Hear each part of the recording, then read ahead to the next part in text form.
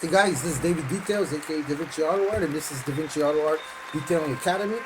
For today's episode, I want to be talking specifically about wet sanding. So I'm going to be talking about what wet sanding is, why it's important, how to do it, and a few things like that. Brief overview of the whole subject. I'm also going to be showing some videos that I put together for the past couple of years. Some of them are not the best quality, but we could see what's going on. So what sanding is? So on the car, on the surface of the car, you have the metal, and you have the primer, then you have the color, the paint, and then you have the clear coat. So when you're wet sanding, you're sanding down the clear coat, okay?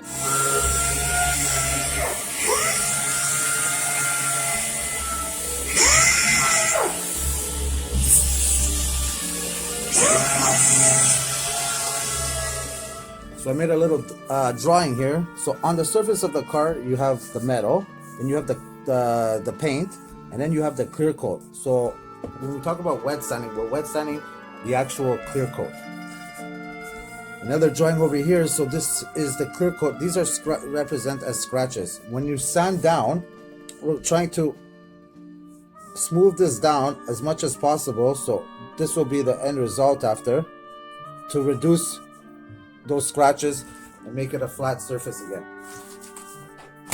So wet sanding will remove minor scratches to heavy scratches, as long as they're not past the clear coat.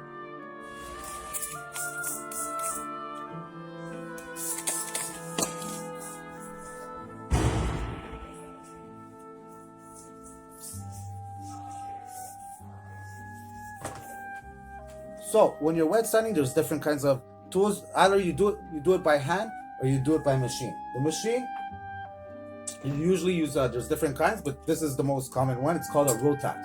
All right, use it by air, and we stick on the discs over here, and we sand by this. I'm going to be showing you on the video a little bit of what I'm talking about there.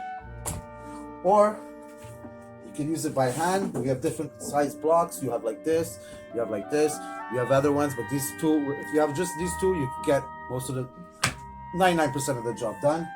And you have the wet sanding paper over here.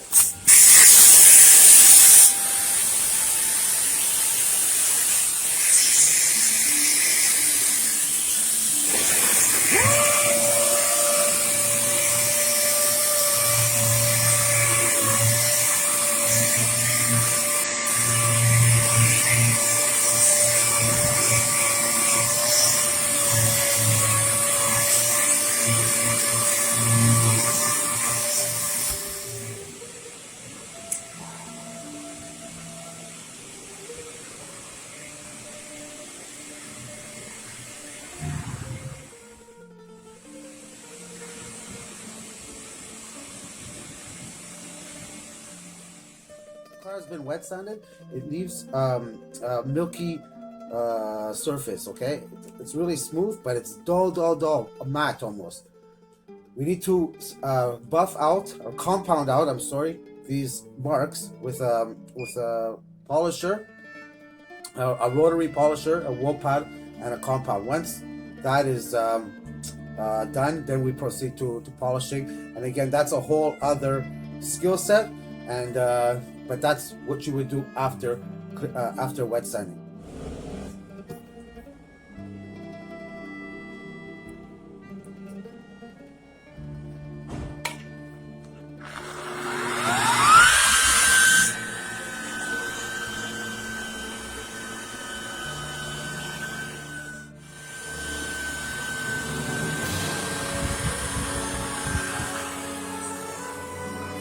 It sets you apart from a regular detailer. As a professional detailer, you need to have these skills.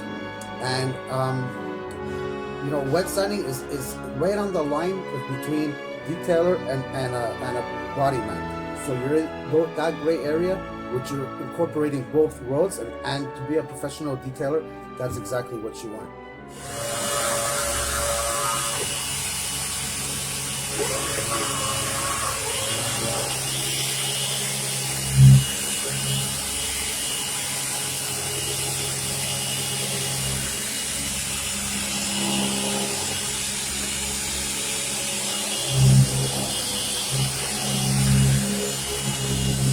How do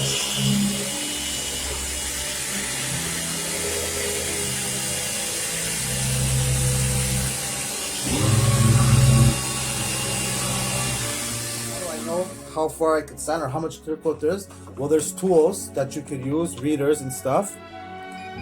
But at the end of the day, these things are great, but what it really is experience and practice, man. There's nothing that beats that. You can have all these tools to your blue in the face. They for sure they help, but you need to actually practice and get hands on. And I could explain it to you till I'm blue in the face, but you really have to practice and try yourself.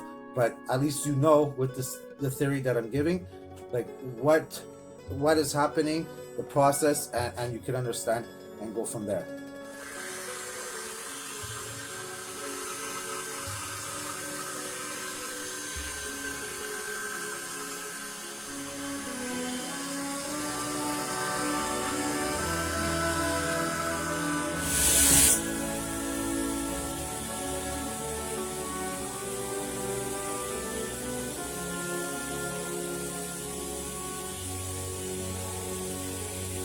Wet sanding is a necessary skill because you can only go so far with compounding.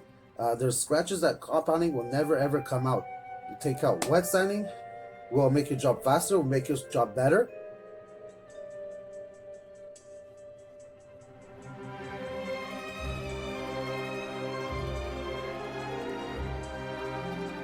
Now we can see here the near finish on the car.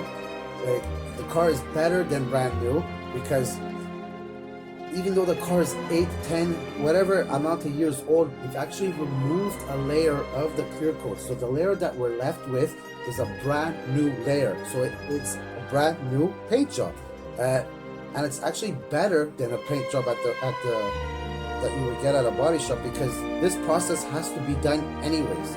So even though you just got in the car repainted, if you do not do this process, the finish will not be good. What we usually do is we're gonna wet sand the car, polish it, put a ceramic coating, and that job could go for anywhere between $3,000 to $4,000 on average, maybe more.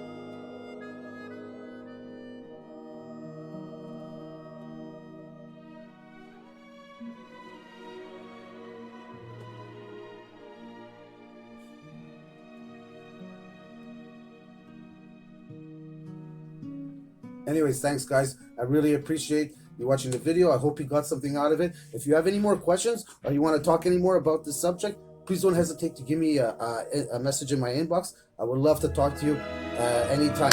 Thanks guys. This is David Details, aka Davinci Autoart. Have a great night.